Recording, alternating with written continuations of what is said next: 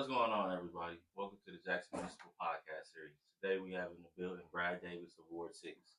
Brad, first question. What life experiences have shaped the way you lead and make decisions? Um, to be honest with you, growing up in a little small town. First of all, before I even get started, let me say thank you for having me here today. To be given a platform on your station is absolutely, man, a absolute blessing. Um, I myself started out in a small town called Edwards, Mississippi. Due to the fact that there wasn't very many options, I always wanted to better not only myself but my family and my community as well. So, upon graduating uh, from high school, Hines AHS in Utica, Mississippi, I went on to Mississippi State, where I ended up with a master's in psychology. And I've always wanted to give back and make sure that my community had all of the knowledge and more knowledge, even the more resources that they needed. Upon moving to Jackson about 17 years ago, I would see so many things in the Jackson, Mississippi area that just didn't sit very well with me, or people were so much to the point to where they couldn't be reached or almost out of base. And so I wanted to be the catalyst to change for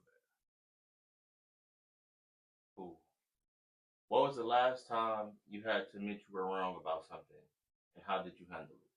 that. The very last time I had to admit when I was wrong about something takes me back to an issue that we had when there were a couple of selected city officials who um, went to the homeless population and were kind of putting them on social media. And me being having the psychology degree, everybody has to be reached in a certain way.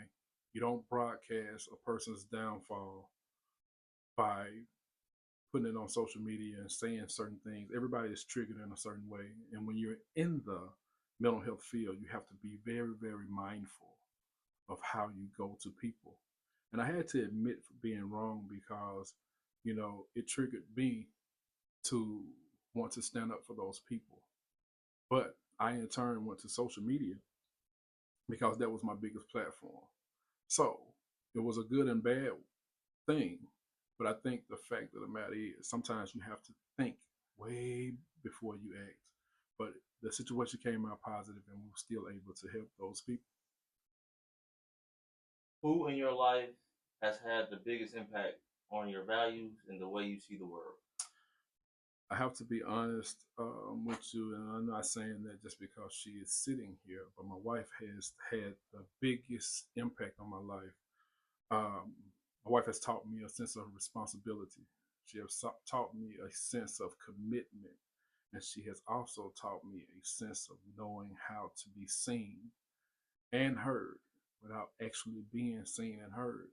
Because the fact of the matter is this: wherever we go, whatever we do, we represent each other.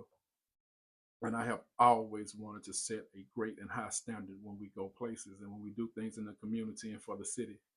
So when you see me, you see her. When you see her, you see me. And we are a standing representation of each other. I'm not saying it just because she's sitting here, but I'm saying it because in this job, you have to be a standing representation of what you reflect. And Ward 6 is my life. Ward 6 is where I want to create the biggest amounts of achievement. What is the challenge you faced that changed the way you approach problem solving? The biggest challenge I've ever faced, this is my second time running for this seat. And running the first time taught me a lot. The biggest challenge that I've ever faced was to be told that someone would be with you and stand with you in the middle of your campaign. And then slowly you see the tables turn. So I've learned over time you have to take things for face value. When you are doing the works of the people, when you are doing the works of your community, you make sure that your work stands out. You make sure that everything that you do is a representation of what you want to see done in your community. So, pretty much saying this, you have to be the same way in the public eye and behind closed doors as well. If you weren't running for office, what's something you'd still be doing to help your community? Well, me and my wife right now, we have a nonprofit called the Davis Foundation. Also, if I wasn't running, I would still be. We adopt families. We have taken care of so many kids. We just donated, I don't know how many pairs of shoes to a great cause because we had certain kids that were being bullied at school. Not only that, my brother, I was voted Jackson's hometown hero for what I do in the with the homeless and that population. I was also featured on Good Morning America advocating for Jackson's water due to there being some high lead based levels in it. So, man, if I wasn't running for office, I would still be advocating for the community. What inspired you to run for city council, and what's the first issue you want to tackle if elected? What inspired me to run for city council was just a sense of being in touch with the people. Everybody that's in has been in that. I'm not gonna say everybody, but the Ward 6 seat is one of those who I consider slightly tainted. Um, I don't want to go into it, but there has been certain things that have happened to where it's just you have to have integrity. You have to have someone who's going to stand for the people, with the people, and take care of business as if those people were standing with him 24/7. My biggest push is to make sure that I bring integrity back to that seat. But the most important thing is this: when you are in the public eye, you have to carry yourself just as. And we are all children of God, and we have to carry ourselves to the point to where we are always being watched. If you had to make tough budget decisions, how would you prioritize spending to make sure the people of Jackson get the services they need? Well, in order to prioritize spending, what the first thing you have to do is find out or find what is the most important, what's the most severe, and what needs your help and your attention the most. A lot of times we get caught up in politics to the point to where we think certain things outweigh one another, but we have to do a try. We have to do we have to just manage and dot our I's and cross our T's and make sure that the decision that we make is not only going to affect you and how it's going to affect everybody else. But the biggest issue that we have is this: a lot of people are segregating these wards, and when you are making budget decisions, you don't want to separate the wards. You want to bring everybody together to come together for a common cause. So if I'm trying to set a budget, I want everybody together so we can find out what's the most important thing in the most important area to start in first. How will you stay connected with your community and make sure that people feel heard even after the election season is over? Well, one of the most important things that we have now, um, and you know, my brother, the greatest thing platform that we have is social media. We have so many different avenues. We have so many different apps that we have, from Facebook to Instagram to TikTok, you name it, we have it. You have to keep the people informed. And those people that you don't keep informed, you send out letters, you mailers, you're going door to door even after the election. You're making sure that you are staying visible and you are giving people ways to contact you, even if you don't win. You have to stay visible. And the crazy thing about it is this: I don't have a problem with giving out my number. I have a personal cell phone number that I work with on a daily basis. And anyone at any time can give me a call. I think my wife gets tired of it, but you know, you have to do what you need to do for the people. What's your plan to bring more jobs and businesses to Jackson, and how will you support the ones already here? Well, it's funny that you said that. And I've always told my people, and I tell all of my voters and my constituents this: make sure that when you're voting for somebody, you're voting for somebody who's actually doing something in the community. We have a lot of people that come through here that said they're business owners. They are doing this in the community. But when you're a business owner and you have a business, what are you actually bringing to the table? How many of those people are saying they are actually actively hiring for their jobs that they have? You know, it sounds good to be a business owner, but what are you doing? As of right now, my brother, I'm getting ready to open up a brand new healthcare clinic right beside Walmart on Highway 18. We are actively hiring right now for those qualified individuals. I have another doctor I have a very good doctor friend of mine who made my announcement for me by the name of Dr. Timothy Quinn. And Upon getting this Ward 6 seat, we are going to expand Quinn Healthcare to the South Jackson area. So those are two very, very good jobs to expand out to. You have to understand that when you are coming to the table, you have to bring something to the table. And the jobs are there, the jobs are lined up. But the biggest issue that we are having in South Jackson is relationship building and damage control. My first 90 days, I'm doing nothing but relationship building and doing damage control and trying to win back those investors that once left. What do you think is the biggest challenge when it comes to crime and infrastructure in Jackson? And how do you plan to be a part of the solution? The biggest problem when it comes to crime and infrastructure is this: no one has anything to do. They say an idle mind is the devil's workshop. And that has been something that has stuck with me through the test of time. Bringing jobs into the city, giving our youth something to do, keeping them keeping them away from those bad influences. When you are bringing jobs in, when you are creating revenue, when you are bringing other investors back to that South Jackson area, because we have so many places that people can invest to. But because all I hear is, Brad, we don't trust current leadership that was in that seat, that's when the damage control starts. That's when you start your relationship and rapport building back. And if we can bring in as many businesses that I have planned, we can definitely give these kids, these children, these adults something to do, to where they won't have time enough to worry about crime. And the money that we bring from those businesses will increase money for infrastructure.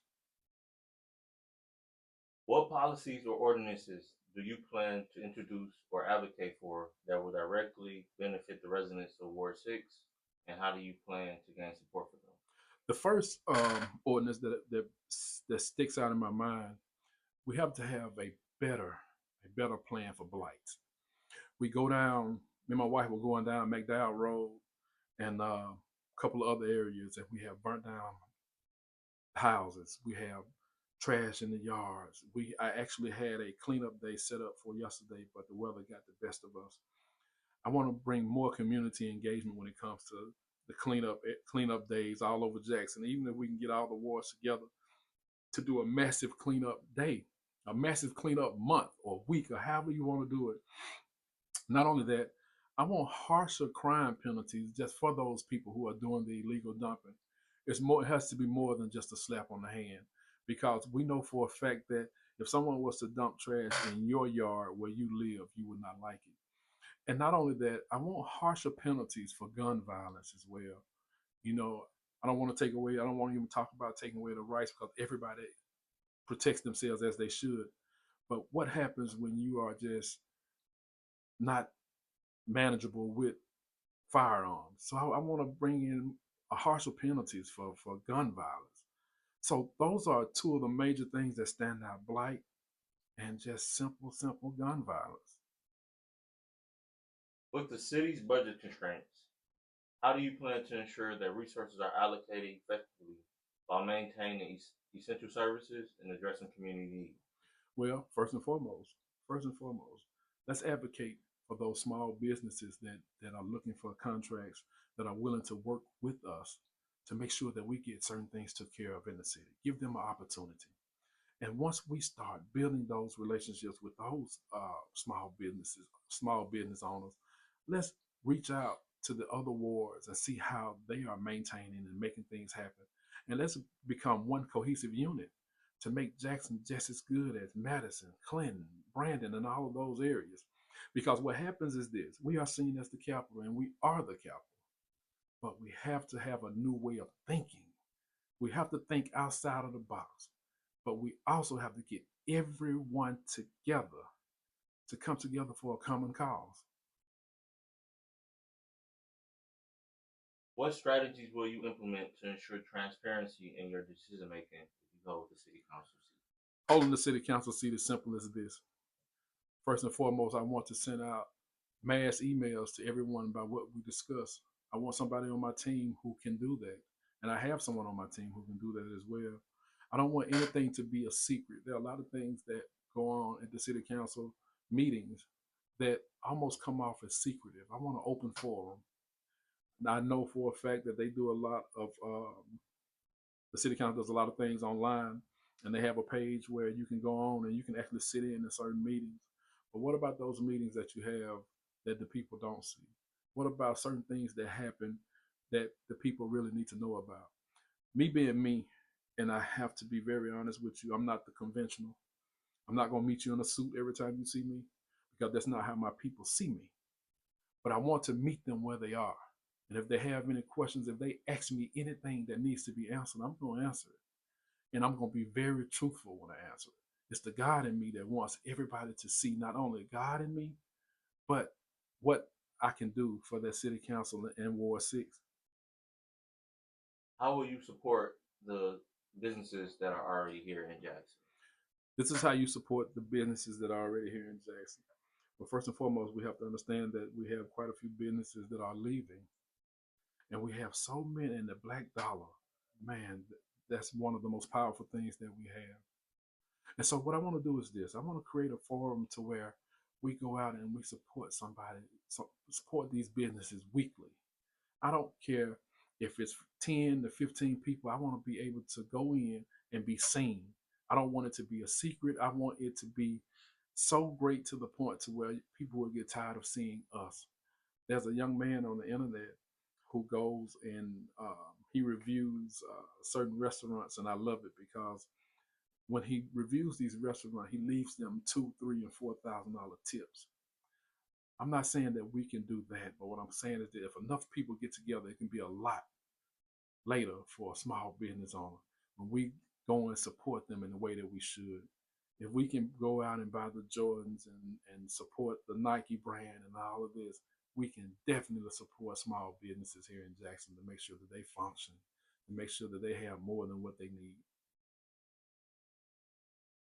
How do you plan to address key issues such as crime reduction, infrastructure improvement, and overall public safety to enhance the quality of life for the residents? Let's say this: our big, what lays the foundation for us is our seniors, and that resonates with me so much to the point. And when we are trying to regulate certain things in certain areas, I always put my seniors in the forefront. And I treat everything as if I'm talking or doing something extra for one of my seniors. So the issue is this: I want to advocate for better pay, police officers, firefighters, those health workers, those city workers. I want to advocate for those people who are just for the voiceless. I want to be that go to. I want to be the catalyst just for change all the way around. But most importantly, when we get to that point at the end of the day, I want people to understand that when we are trying to balance budgets, when we are trying to help fix infrastructure, when we are trying to make sure that everyone can see what we're doing, not only being able to see it, they can feel it as well. That's when you know you've made a change. And the biggest thing is this is my biggest thing. And because I play football from a high school to a collegiate level, you have to have what they call teamwork. And you're only as strong as your weakest ward. And if all wards 1 through 7 pull together, you won't have anything that stands in need. That's my biggest push. To balance anything to help with infrastructure, we must first learn to work together as a team to find out the most important down to the smallest. Is there anything that you want to leave the people with that we didn't get a chance to talk about? If I can lead the people with anything, it's this. When you're getting ready to vote, make sure you have a candidate that's bringing something to the table. Make sure you have a candidate that you can look back over his track record and you can see. You can pull up, you can go to WJTV and see that I was voted Jackson's hometown hero. You can pull up GMA and see me on there advocating for Jackson's water. You can talk to so many of my constituents and know that me and my wife have adopted families. We have taken care of senior communities. Not only that, you got somebody who is not a yes man.